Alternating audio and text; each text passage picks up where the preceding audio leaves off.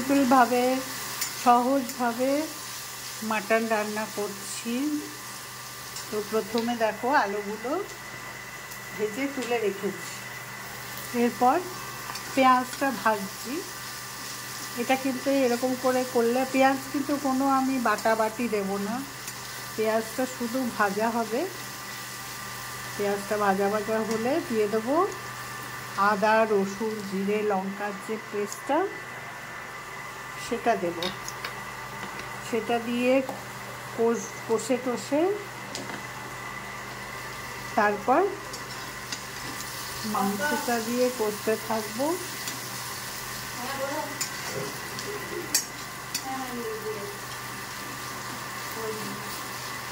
মাংসটা দিয়ে কষে টষে অনেক ভালো করে কষবো।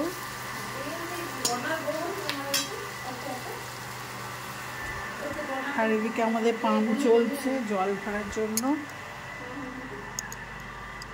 কাপড় ভেজানো হয়ে গেছে, আমাদের বউ আসবে কাজ করতে, কাপড়গুলো তার জন্য ভেজানো হয়ে গেছে। বাসন টাসন সব এসে মাজামাজি করবে। আর রান্নার দিকটা দেখে নিচ্ছি।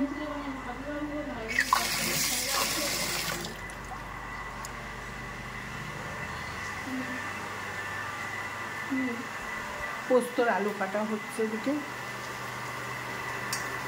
এদিকে আমি এটা দেখে নিচ্ছি।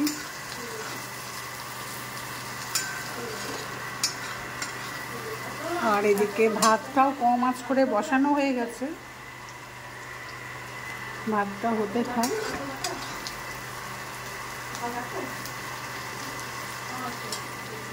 আর আমরা এদিক দিয়ে মাঝে মাঝে বাগানটা দেখি, গাছগুলো দেখি, একটু দাঁড়িয়ে হাওয়া খেয়ে নিই, আবার আমরা কাজে লেগে যাই।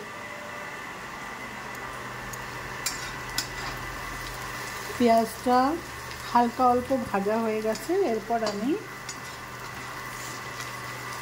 আমি এই পেস্টটাও দিয়ে দেবো।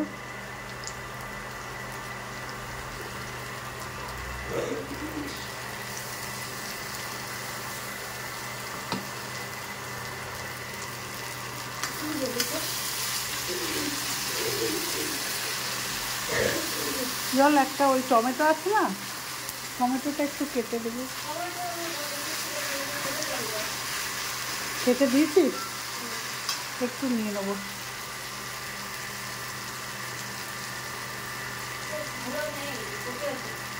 এটা কষা হলে মশলাগুলো সমস্ত দিয়ে কুচিয়ে তারপরে হলুদ নুন একটু চিনি একটু মিট মশলা সব দিয়ে ভালো করে কষিয়ে মাংসগুলো দিয়ে অনেক কষাবো।